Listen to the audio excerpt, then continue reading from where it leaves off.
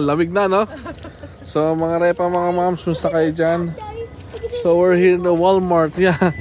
So, ayun, no, nakita niyo mga spot-spot na yan. Mga asin yan. They are preparing for the snow coming tonight. Meron daw kasing winter storm coming tonight. So, yan.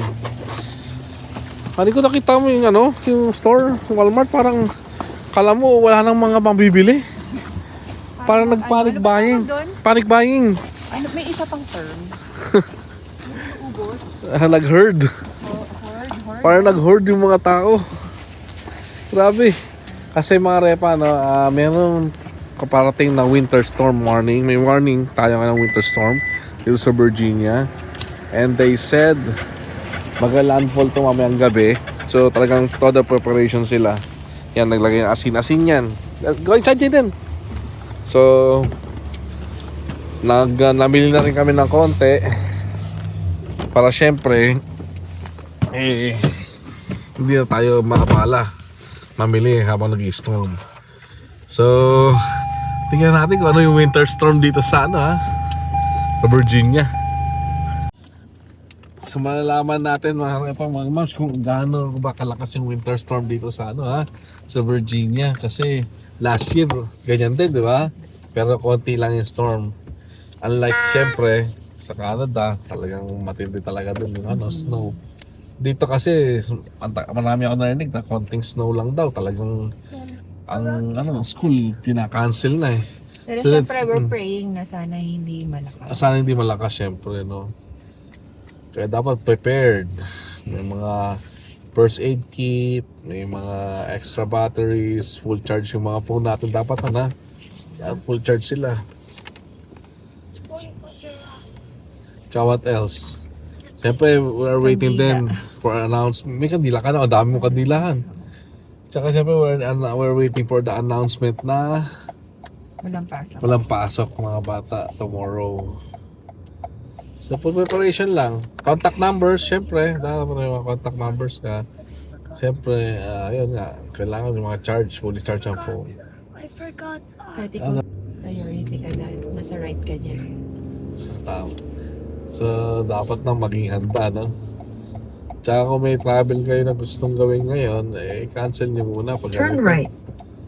Lalo't ang kalsada, madulas pag snow kung hindi ka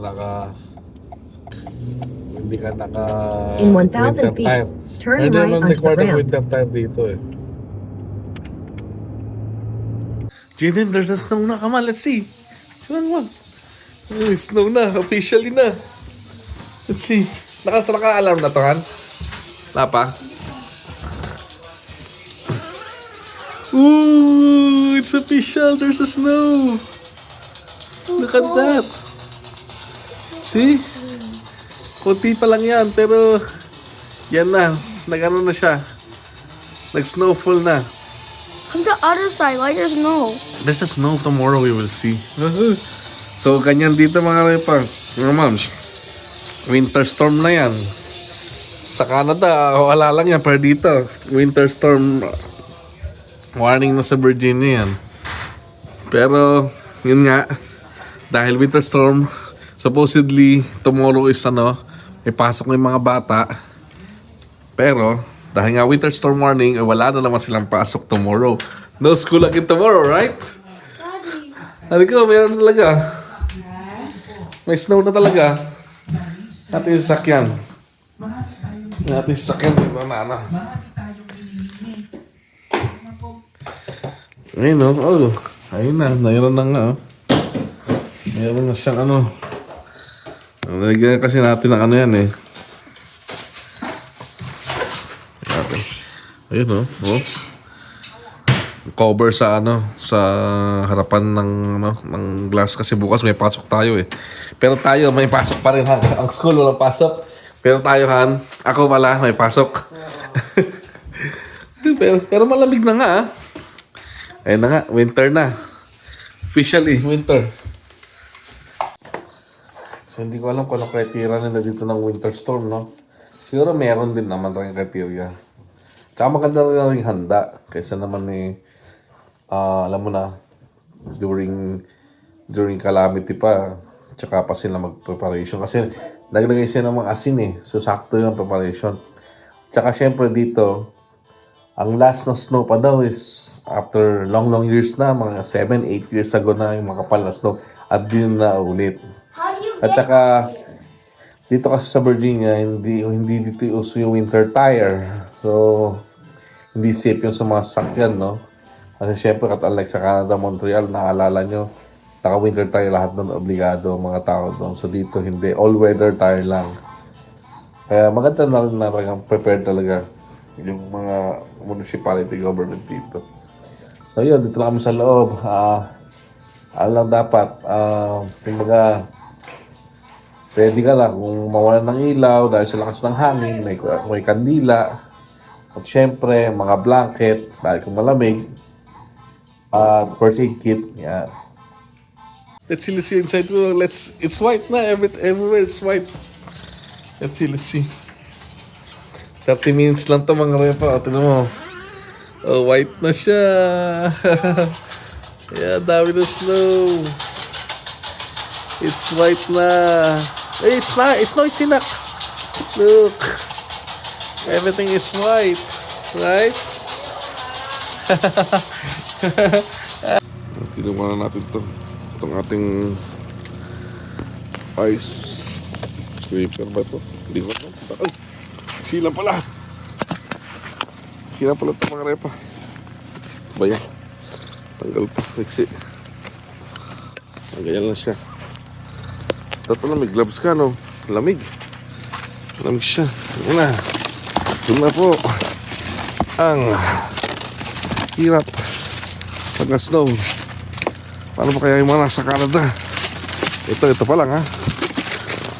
Yan, talagang responsibilidad natin tanggalin to.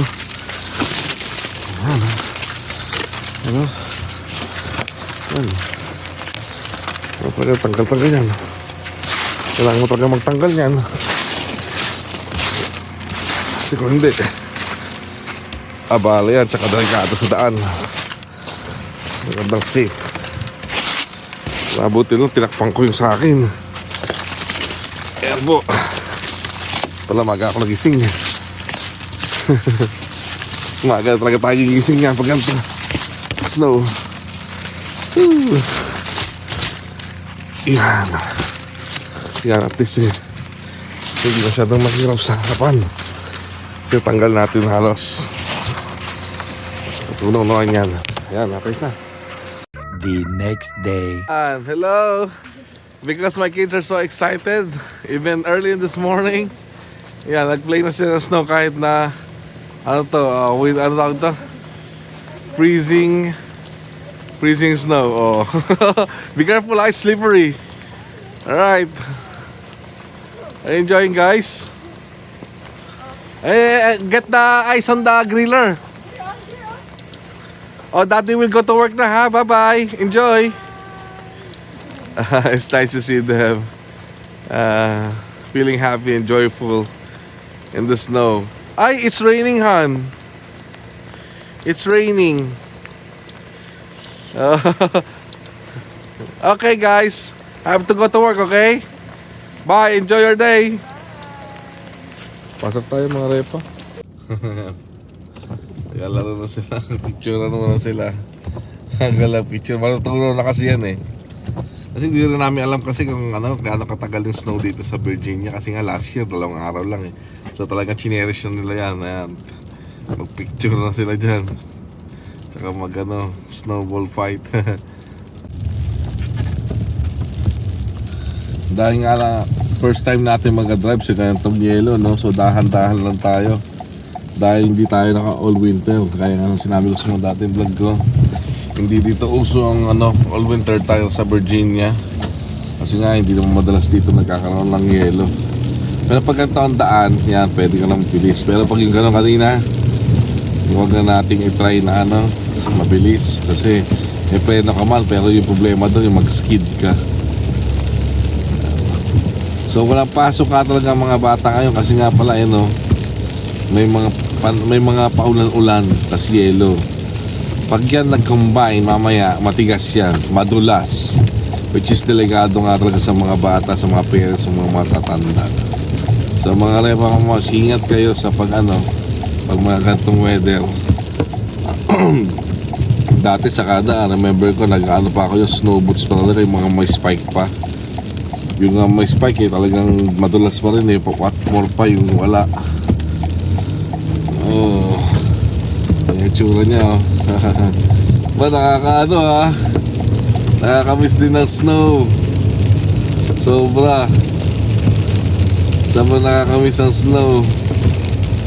Ngayon lang ako drive sa ganitong ka-snow talaga na dito sa Virginia. Kasi last year hindi ganyan ang snow manipis lang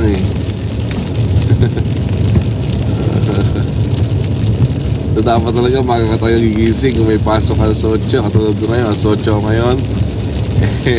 Dapat tulog Umangon ako 6:50. Buti lang may nakaharang talaga na nilagay ko sa araw sa tawag dito sa windshield ko sa harapan sa sasakyan.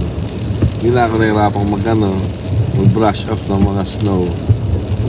Kailangan talaga preparation and then kailangan spare of ample time kung ikaw ay mag-prepare kung papunta sa work. Kasi pagka-drive ka hindi ganun kabilis. May rules din dito, may laws din pag halimbawa ang weather, inclement weather or may mga talagang matinding mga storm. Meron din bang halimbawa speed limit 45, di ba? Dapat yung mas drive 45 or lower than that kasi nga syempre di ba for safety reason. Lamig dito siguro sa labas. Guantes pala, kailangan ko talaga ng guantes. May tsura yan. May bumagsak nga na puno malapit sa storage ko Puputulin ko siguro yun. Nakita ko yung kapitbahay. Papaalam ako. Laki kasi nahulog Naalala ko nga pa pala, isa pala sa magiging posibleng maging hazardous dito. Nabawa, nagyelo, tapos umulan, tapos hangin. Mag-crystallize kasi yung yelo na yon. So, talagang mabigat yon. Magiging doble, triple bigat ng snow na yon. So, pag yung halimbawa, imagine niyo mga moms, yung snow nasa mga puno, nasa mga branches ng puno, sa kalsada ka. Pag umulan tapos nag-crystallize, tendency mabigat, di ba? Hindi kakayanin ng mga branches. So ano mangyayari? Mahuhulog sila. Kapag nahulog sila, kaharang sila sa mga daan, sa mga kawad ng kuryente. So mawawalan ng kuryente. Naaalala ko nung may picture ako sa mga vlog ko noon sa Canada, yung power outage noon sa Quebec. Grabe yun. Umabot ng more than 1 week sa mga iba't ibang mga lugar noon. Kami mga 4 days 3 days na walang kuryente. So dito may mga kawad ng kuryente rin pero hindi ganun karami. But the thing is, yung puno pag sa highway ka, pag bumagsak yan, abala yan. Much more pag bumagsak sa sasakyan mo. So yan isa sa mga delikado pag ganitong mga snow tapos umulan, mag-crystallize kasi talaga siya.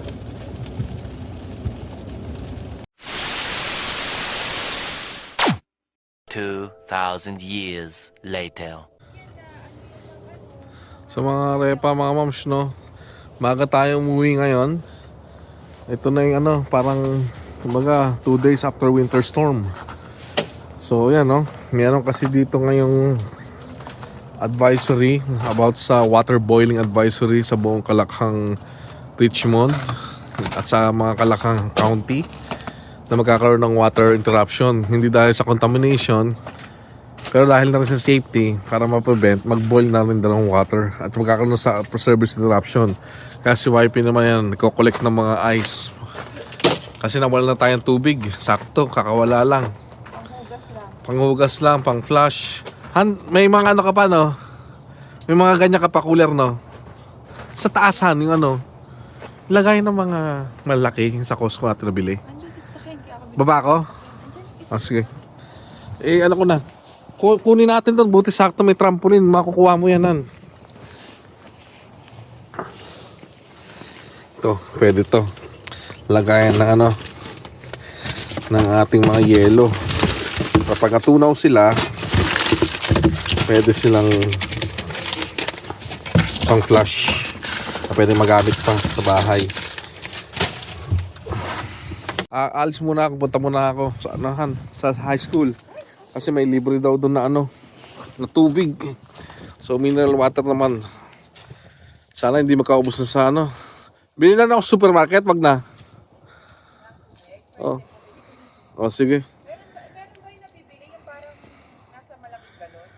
Titignan ko. Oh, tatry ko. Tingnan natin kung ano mabibili natin sa supermarket.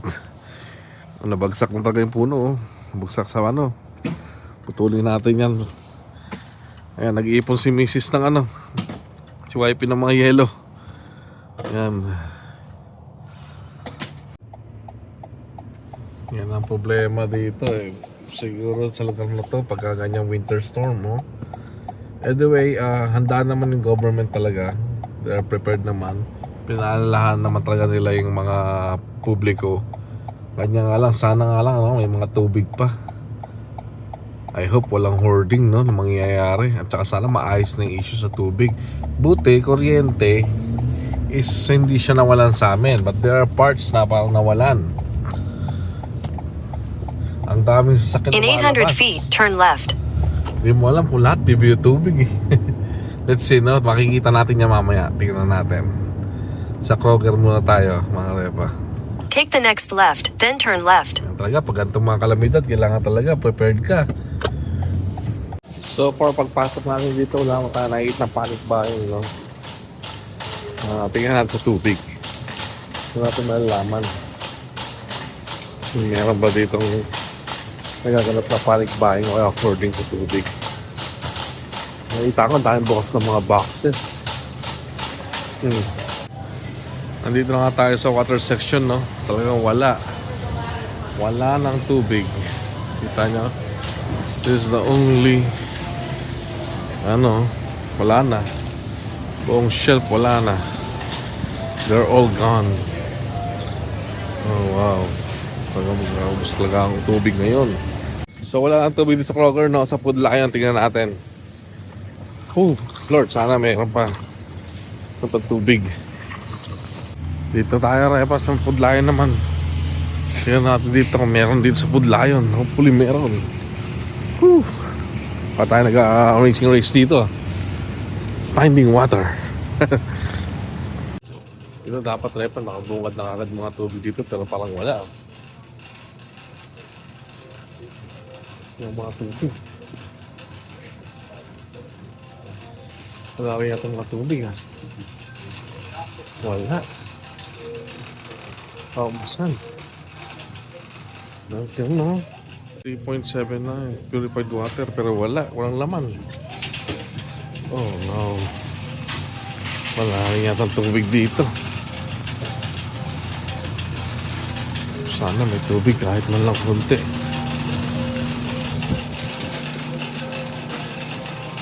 Walang tubig, no? Yung water, ito yung water. This is a section for water pero wala.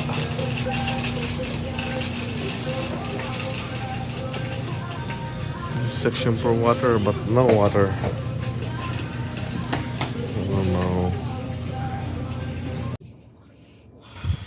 Grabe mga repa, wala talagang tubig kahit saan. Ay. So wala tubig. Talagang nagkaroon ng ng malakas, ng mataas na demand ng tubig ngayon dito sa buong Richmond, Virginia at ibang mga karatig na county. So lahat ng tao, nakakita ko puro tubig ang target nila. Though wala naman ako nakikita parang panic buying, pero syempre nung nag-advisory siguro talagang nagpunta sila para bumili lang mga tubig. May isa pa ako naiisip, which umorder na ako through app.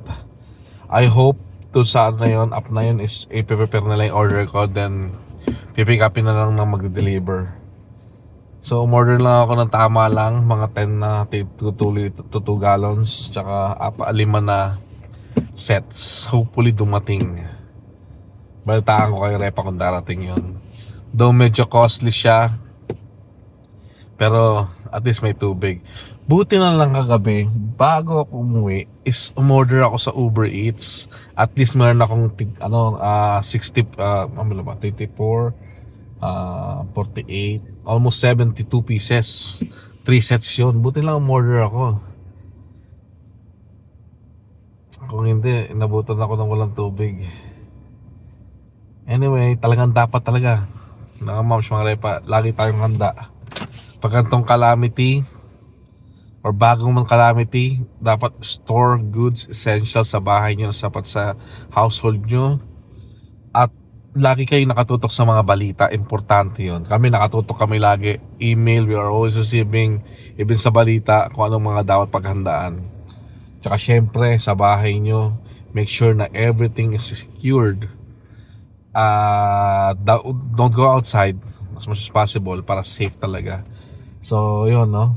Ito yung aftermath ng winter storm eh. So ang tubig talaga kailangan, no? Bukod sa tubig, syempre kailangan ng pagkain, kuryente. These are the yung mga basic essentials.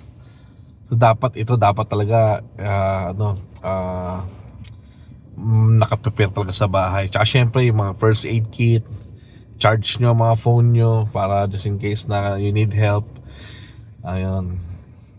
So yun, I learned a lesson in this scenario. Okay mga repa. Pero ating positive na, of course, syempre just have faith, just trust God. Everything will come to pass. Just give your worries, your burdens unto Him. Just pray lang. Okay? And everything will be fine. Ayan. Alright, so ayan, uwi na muna tayo at baka mag-traffic na sa bahay.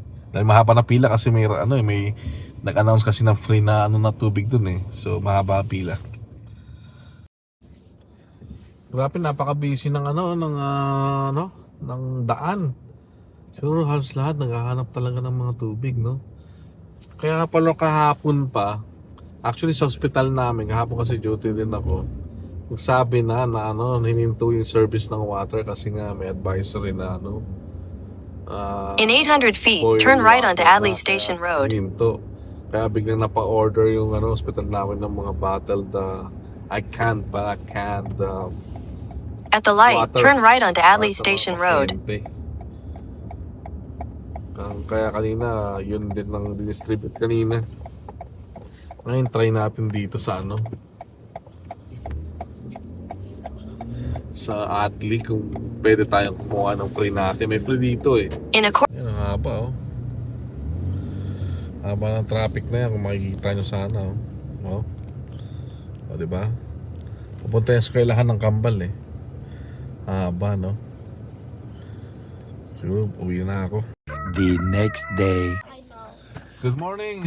Ayan, cold morning pa rin. So wala nang storm, there's no more storm. Just only there's some ice on the road still dito sa aming garage. So let's try mga repa kung positive or effective ginawa natin na bumili ng tubig through app sa Home Depot.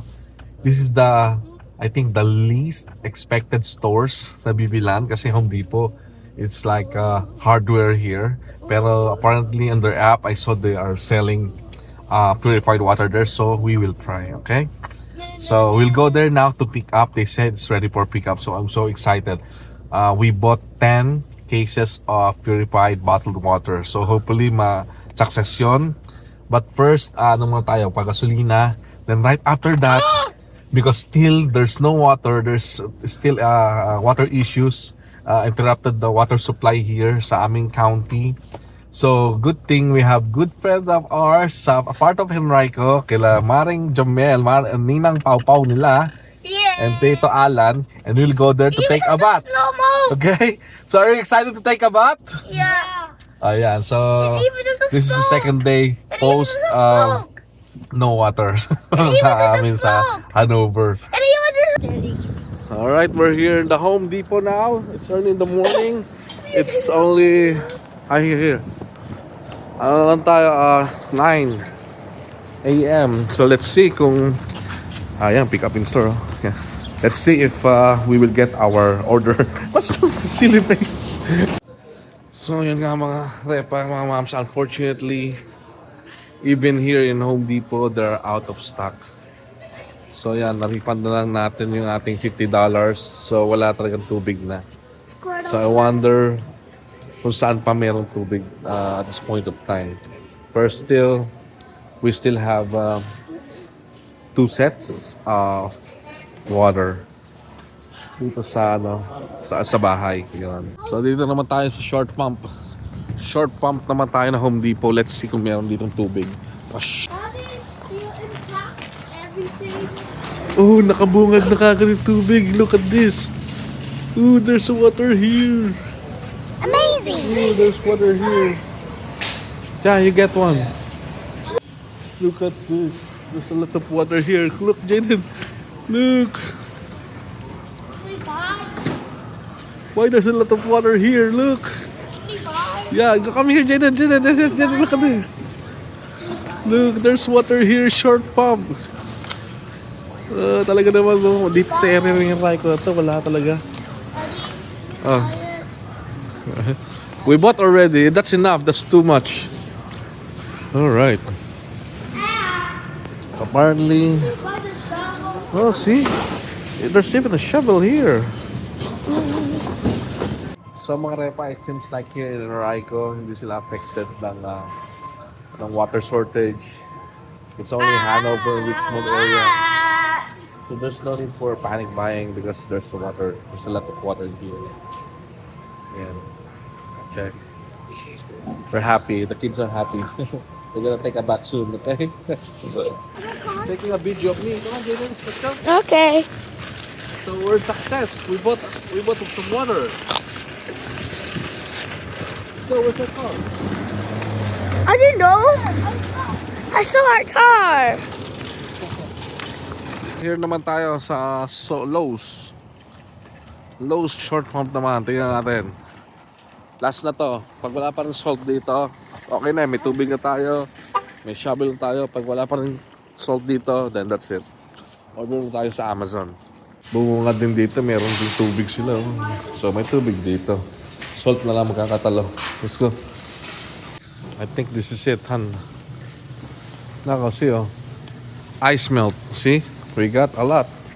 So here we are. Dito na kami sa Henrico, short pump with my friend. So tingnan natin kung may tubig sila. Oh wow, they have water. Yeah. Ayan oh. Fresh na fresh ang mga kambal. Are you fresh, guys? See?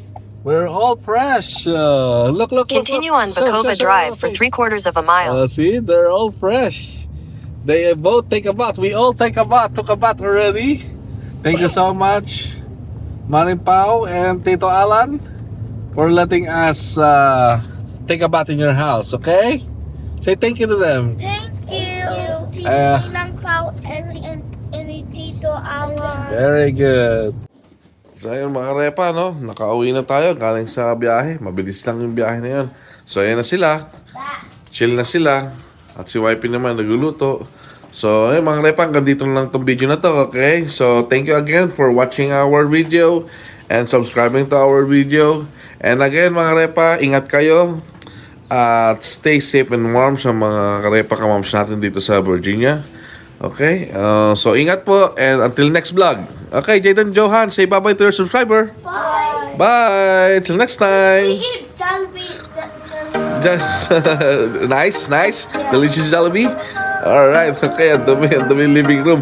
Okay, we will clean up. Okay, bye mga repa.